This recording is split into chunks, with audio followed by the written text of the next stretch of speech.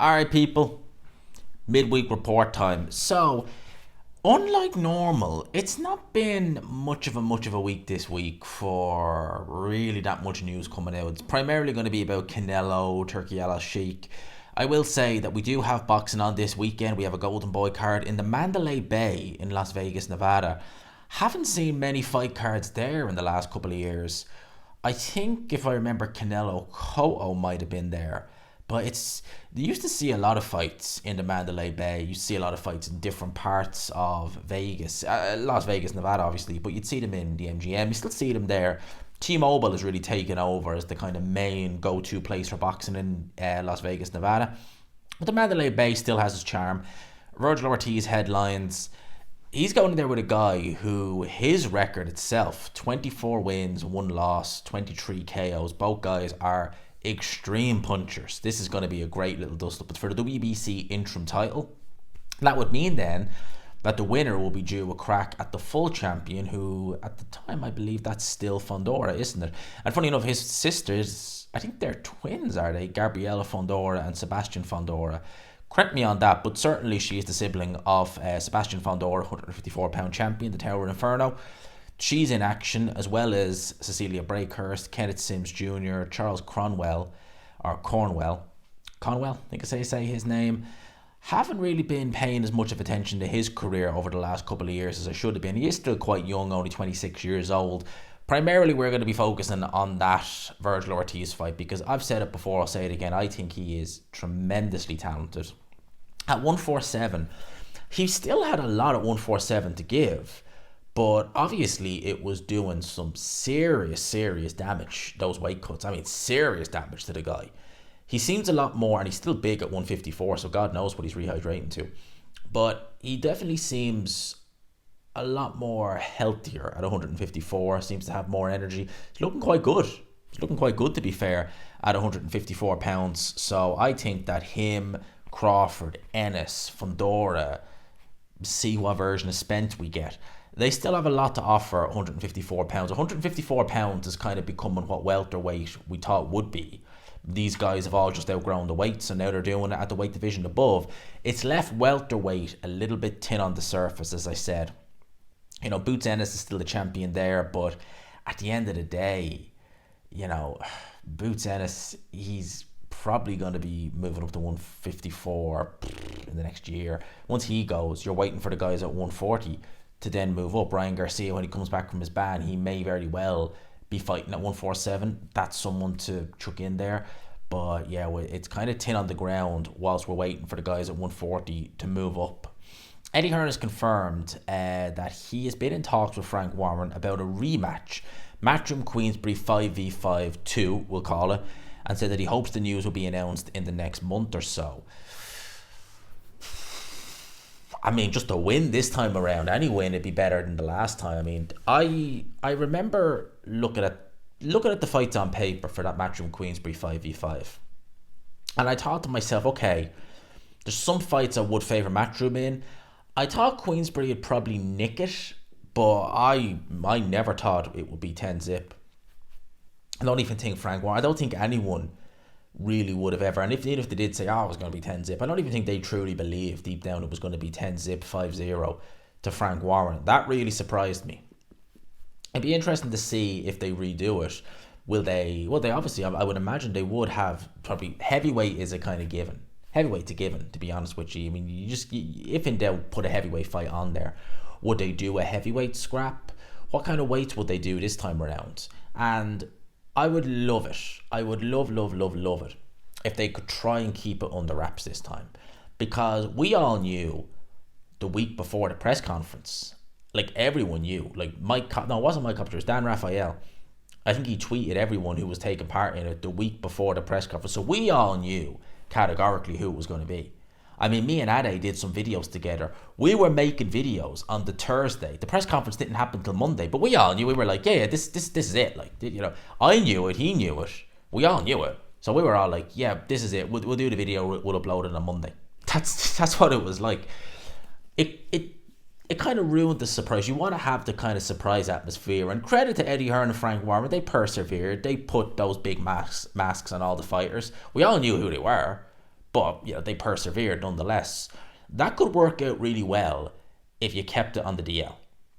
If you really, it is between the fighters, the promoters, and maybe the managers. But there has to be, I'm sure there must be a way where you can literally, even the networks won't know. There surely has to be a way you can do that. I'd love to, because I think if you did do another 5v5, I'd be up for it, because I thought the first one was very, very good. I thought it was a success, a real success. I really enjoyed it. You could do it again. You'd want that little bit of anticipation, who is it? You could be doing, myself and Ade doing a video again together. He's with the Zone, and, I've only a little small gig with them, but it's not major. But yeah, I do still hear things. And I'd kind of be like, who was it? He doesn't know, I wouldn't know. That would do well. You could kind of speculate, who do we think it could be? Rather than us doing a video on Thursday, uploading it on Monday, being like, yeah, we already know. So we already know this. It's a given. So if they could keep it under wraps, that'd be great. If they were to do certain fights, could they reuse the same guys? Could Hamza Shearer's captain the side again against, I was going to say Felix Cash, but Jesus. Ammo Williams was on paper going to be a tough assignment. It wasn't. Felix Cash, he would get blown out of the water by Hamza Shearer's. He really would. Especially Tyler Denny's hurting you. That's not going to end well. What way could they do it this time? I personally think that they missed the step. Turki Alalshikh, I get what he's talking about. He's wanting to do big fights. And with the Matchroom Queensberry 5v5, they were all on the paper anyway. I was completely wrong. I thought Willie Hutchinson and Craig Richards would be a bit of a foregone conclusion for Craig Richards. Proven very wrong there. But on the surface, they were all reasonably 50-50 fights. Reasonably anyway. You could say, upon reflection, this wasn't or that wasn't. But on the surface, they were all 50-50 fights. They were very good. They were top-level fights. But what's wrong with putting prospect versus prospect? I know you could say, you see where I'm going with this, a Telma versus Fisher. Yeah, it's not really a 50-50 fight, is it? I'll agree with you on that if you say it's not. It's not. A Telma would beat the... And Johnny Fisher, to his credit, even he kind of acknowledges that. Not that a Telma would beat him, but he kind of goes around the subject, and even when you hear him in interviews, he's a lot more boots to the ground than say people like Eddie Hearn, who were saying he's a world level prospect, but he needs to another 2 or 3 fights before he can fight Solomon Akers and David Adeleye. Okay, whereas Frank Warren and I think he's Francis Warren are Telma's ready now. If they did a fight like that, like a prospect versus prospect, maybe if they want to keep it competitive, maybe not quite that, because I think Telma would light Johnny Fisher up. But I think they missed the trick with not doing that. A Queensberry prospect, Matchroom prospect. Sure, if they lose, so be it. Who cares? They're only young. Johnny Fisher's in his mid-20s. Telma's not even 20. It's not the end of the world. They're both heavyweights as well. So, Matchroom Queensberry 5v5 2. I look forward to that. I'll watch it. I'd be interested to see again what weights they go for, but I really do think, I genuinely think, whatever they do, if they do it again, if they do a big reveal press conference, it needs to be if I understand if you're hosting it like Dev Sani or Ade or someone like that, maybe that morning to give them adequate preparation time to get the questions in. Fair enough, let them know, but keep it until the 11th hour before people really start to know. So we're watching that press conference and we're like, who is behind that mask? He looks not tall enough to be heavyweight. I wonder who is he? That sort of way. So I'd love that because it did kind of ruin the spectacle a bit. And I think Eddie Hearn, even the press conference, checked out, because if you remember, I think it was when he was saying Ammo Williams versus Nick Ball is a great fight, and Dev Sani was like, well, we haven't even announced who the opponent is, so we I think Eddie Hearn even checked out big time on that one. Terence Crawford is fired back at Canelo. It makes me laugh. All Canelo was saying about size and how he won't get no credit. But Canelo's been fighting smaller guys his whole career. Made his own catchweight for years. True that. He fought a smaller Floyd Mayweather, Amir Khan, Jamal Charlo. He has all these excuses why he doesn't want to fight. Why he doesn't want to fight me. He said I'm easy work. If I was easy, then you would take all that money. But he still wants 150 mil to fight me. That just lets me know I'm a threat to him. I'm a threat to him, and I'm a threat to his legacy. He said that on the Porter way. He's spot on when he says Canelo's been fighting smaller guys. Floyd Mayweather, he didn't need to take that fight at a catchweight. That was a catchweight. Floyd Mayweather did that. I think Floyd was 150, Canelo was 152. I think it was a 150. Was it 152 or thereabouts? He didn't need to do that, but he did. He lost. He was young. That is what that is. That wins age brilliant for Floyd Mayweather. Then he brought in the Canelo weight, the 155 weight. I mean, he brought Amir Khan up, and Amir Khan was never a big welterweight, to 155. And you got to bear in mind, right, during which time Canelo's always used that size thing, right? He's always used it. You look back in 2015, 2016, when he was ducking Triple G, he was a middleweight champion fighting at 155 pounds, right?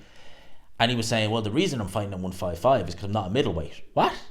But he was entering the ring because, do you remember HBO used to do the morning after weigh-ins? There was no weight like rehydration clause or anything like that, but they used to do the check weights to see what they were weighing on the morning of the fight. Canelo be north of 170. It's just, what? Yeah, my guy be north of 170 saying he's not a middleweight. And then a year later, he's fighting Chavez Jr., or Julio Cesar Chavez Jr., at 164 and a half, close to the super middle. But yeah, he's not a middleweight? Get out of here. Get out of here. I remember that very well back then when Canelo was doing that. I remember it very well. And listen, I don't... With the Crawford situation, Canelo... Let's just get into it. Let's just talk about the Canelo-Crawford situation. So, Canelo and Turki Alalshikh had we call it a back and forth. Turki Alalshikh was pulling no punches, pulling no strings when he was having a go with Canelo Alvarez. So he said here, I'm not interested in making the Crawford fight. I'm not asking for that fight. I think Teofimo Lopez deserves it more. My response to Turki is, yesterday they texted me to talk about the Crawford fight in February, and I said I'm not going to talk about any other fight. I'm focused on Benavidez 100%, or Berlanga, sorry, 100%. I respect Turki, but if he wants to work with me, it needs to be my way. Turki responded with, I heard what Canelo said, that he respects me but doesn't like the way I do business. As for him respecting me, it doesn't matter to me if he does or not. As for the way I do business, I know why he doesn't like me. It's because I only target big fights at fair prices. Of course, anyone who likes easy fights won't like that. I know how he feels after the loss to Bivol, so he's been looking for easy fights ever since. Also, I'm not the one who is afraid of fighting Crawford or Benavidez. Therefore, I know he was wasting our time and making excuses with big amounts of money that can't be paid. So I'm continuing my way to make big fights that serve the world of boxing, and he's on his way to making easy, show-only fights. Oh boy. So I think both those guys are not going to be on each other's Christmas list anytime soon. I can't envision Canelo will be singing Turkish praises, nor the other way around. Right, with Alvarez, I've said it once, I'll say it again about him. He is one of the very few fighters in boxing who was in such a privileged position that he can go from network to network, that he is bigger than the promoter. He is bigger than Turki Alalshikh. He is bigger than Eddie Hearn. He's bigger than Showtime when they were doing it. He's bigger than all these platforms. You're going to watch Canelo. His undercards are not amazing, to be fair, they're not. But you're going to watch Canelo. Whereas the Saudi cards, on the other hand, yeah, the main event, you're going to watch Fury Usyk. You're going to watch Beterbiev Bivol. You're not just watching those fights, you're watching the whole undercard as well. You know, the Into the Fire, was that what the name of the Fury Usyk card was? That was a great card. Had great fights on it. You wanted to watch Jayot Pataya versus Myris Brades. You wanted to watch Anthony Kakache versus Joe Cordina. You wanted to watch these fights. Whereas Canelo, you know, no one's really looking at Lara versus Garcia thinking, never mind the main event, let's get cracking on this one. You're not really doing that, are you? Yeah, maybe some are, but for the majority, you're not really, are you? Canelo Alvarez is still a tremendous fighter. He still has plenty left in the tank. He still has plenty to offer. But he's been used to having things his own way. And now Turki arrives with kind of his way, and there's a clash there. Will that hamper any future fights for Canelo? I don't know. Do I agree with Canelo? Canelo was focusing on Berlanga. And I do kind of admire the fact that Canelo is the sort of person where he might plan this fight, that fight. He might plan his next fight on the assumption that he gets through the guy in front of him. But he's planning that fight. He's not talking about it. He's not making and saying, you know, oh, I can't wait, I'm going to be fighting Crawford next and blah, blah, blah, blah. And you've got Berlanga there in front of you. No, Canelo does strike me as someone focus on the guy in front of me and then worry about what's happening after. Maybe you've got the next fight contracted, that's all well and good, but but I got to get by this guy first. That's the most important thing between now and September 14th is Berlanga, and after that we can talk. That's probably the way Canelo was looking at it. Maybe with Turkey does seem to be, and it's something I've noticed with him, someone who, I don't want to say he's reactionary, maybe not necessarily, that's the wrong word, but he's always talking about, oh, we could do this and we can do this and we can do this, and you're like, hang on a sec, mate, this hasn't even happened yet. You know, he's talking about Joshua versus Wilder, or Joshua Wilder, and you're like, hang on a minute, Joshua Wilder haven't fought yet. This is with the day of reckoning. Joshua hasn't fought Otto Verlaine. Wilder hasn't fought Parker yet. So let's wait until they get by both those guys. He was talking about Wilder versus Jared Anderson. Do you remember that? Wilder versus Jared Anderson on the undercard of Crawford Matchroom. He was talking about that before Wilder had even fought Zhang. And you're kind of like, hang on a minute, mate, cool it down a bit. They need to get by their respective opponents, or certainly Wilder needed to get by Zhang, or maybe he didn't, but you know what I mean. You're planning these things too far ahead. They focus on the guys they're fighting. If Wilder is fighting Zhang, that needs to be all you're talking about. Don't mention Wilder versus Jared Anderson, because he was doing that prior to Anderson eventually fighting Bakole. And I'm sure Anderson wishes it was Deontay Wilder, because we could tell kind of what was going to happen with the Bakole situation. It was going to be tough, and it was very tough. So I can kind of see where Canelo's coming from, in a sense of he probably doesn't want to go and start jumping the gun and start negotiating his next fight when he's not even had this fight happen yet. So yeah, I can kind of see from both ends. Turki Alalshikh, though, he is giving the fans what we want. He is giving us great cards, and he's got many more lined up. So listen, I'm all for more big cards. Abso-flippin-lutely. 110%. In terms of Crawford being a small 154 pounder, I really should have saved it, because I actually can't find it now, funny enough. Wouldn't you know, whenever you want something, that's when you can't flip and find it.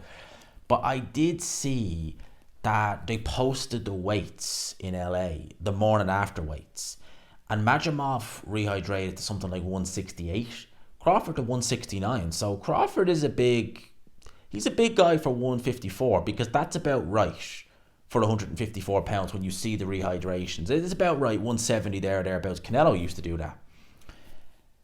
If you're weighing in 169, 170, we'll say, on the day of the fight, how much is Canelo weighing in the next day? Say 185. That's going to be a big ass weight advantage on Canelo. Just say if he did fight Crawford, if he's weighing 170 and he's fighting at 168 and Canelo's weighing, say, 185, I don't care how good you are, a stone, that's a big ass weight. That's a big ass weight difference. I just want to give a quick shout out as well to this story here. Kellie Harrington, shout out to her, a dub. I think she's from Dublin 1, which is kind of like Drumcondra kind of area there. But I know kind of, I don't live there, but I know it. It's not far from Swords. So yeah, shout out to her. She retained her Olympic gold medal at lightweight, the only double Olympian to do that in Ireland. She done it in Tokyo in 2020, 2021, and now she's done it in Paris. And shout out to Kellie Harrington every single time. You know, in 2023, off the ball, which is kind of like Talk Sport if you got it off Wish and you got absolutely abysmal presenters who couldn't get on Norwich Radio doing the weather or even reading an ad. That's off the ball, really. Basically, Talk Sport if you got it on Wish, and guys who couldn't even read the weather off a script. That's basically what it is. Who, you know, they were really not too kind to Kellie Harrington about a year ago. And I've got a lot of respect for Kellie Harrington. She is a good girl. She's a good fighter. I think she's calling it quits from boxing now in general, because she is about 34. So I don't think she's going to be even going pro. So Kellie Harrington is going to leave boxing, having become a 2-time Olympic gold medalist. Credit to her. Shout out to her. And it's a great achievement. It's an absolutely great achievement by Kellie Harrington every single time. Big up to her. Massive respect. Nice to see a dub do well. It's nice to see a dub do well somewhere else in the world. What else do we have? Again, you know, I said there's not an awful lot to talk about in the world of boxing this week. It's been mainly Canelo and Turki Alalshikh. Oh, well, I will say, I haven't seen... So, Martin Bakole. I was talking about him earlier, about him and Jared Anderson. So the question now is what's happening next. I seen Zhang give an interview, I think it was with Boxing Social. I didn't actually see the video, but I just seen that Zhang is being interviewed, mentioning Bakole, mentioning that he'd stop Bakole. It seems to me that's the fight that's going to be made next. And this is something that I will say, and I got to give mad props to Turki Alalshikh for this. Zhang lost to Joseph Parker. He gets put straight back in there in a fight against Deontay Wilder. He beats Deontay Wilder. Now they're talking about putting him in another big fight. It doesn't really matter on these Saudi shows if you win or lose, as long as you make a good account of yourself. If you're entertaining, Turki Alalshikh seems to like your style, you're a big puncher like Zhang is, you can lose, but you give a good account of yourself and make the fight entertaining. The Parker fight wasn't crazy entertaining, but it had those moments where, you just were like, oh, Parker's down. What's happening here? When you have those moments in a fight, it makes people want to see more of you. And I think Turki Alalshikh sees that. Zhang versus Bakole would be a flippin' electric fight, because Bakole is an absolute juggernaut in there. He really is. He throws a lot of punches. He's a powerful, imposing character. 600 pounds of weight in there. That would be, good. Could you imagine both guys dragging each other down? Holy crap. That ring's going to want to be reinforced like hell. 600 pounds smashing into it. Good luck. That's a bit like WWE in here. When Brock Lesnar superplexed the Big Show in the ring. Obviously, that's fake. Obviously, the ring is designed. That's what it's going to be like there. Both guys smacking the canvas. Holy crap. But, yeah, it would be a fun fight. You'd have Zhang, the quick starter, the power puncher. Jared Anderson hit Bakole plenty in there. Bakole took it well. Jared Anderson does not hit anything like Zhang. Zhang may very well be, and the difference with Zhang and Wilder was he a tremendous puncher with the right hand, but primarily with the right hand. You did see him occasionally, like he dropped Eric Molina. It wasn't for the knockout shot, but it was one of the knockdowns in there, for he dropped him with a left hook, but he's not known as a left hook puncher. He's not really known for the left hand at all. Whereas Zhang has a tremendous left hand, and he's got a very good right hook. Ask Wilder, ask Joyce. That right hook is lethal.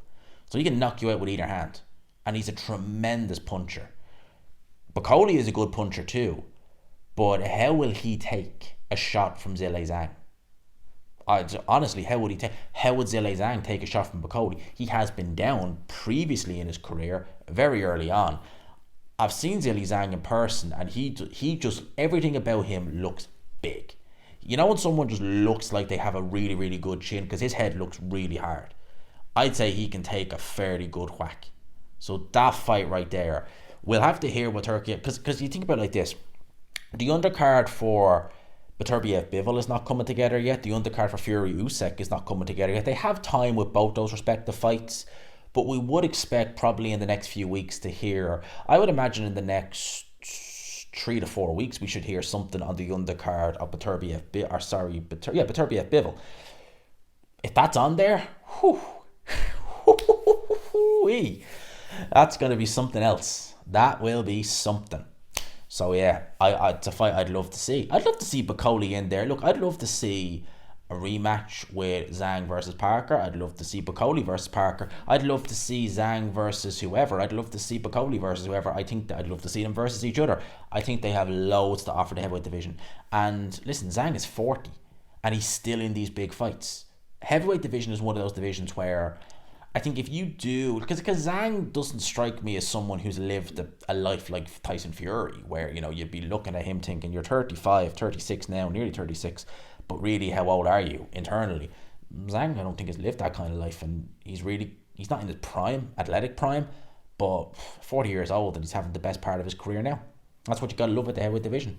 Age, really, in that division, more often than not, is just a number. So let me know your thoughts on everything I talked about. I hope you enjoyed it. Smash the like button if you could. Hit subscribe if you haven't already. Peace.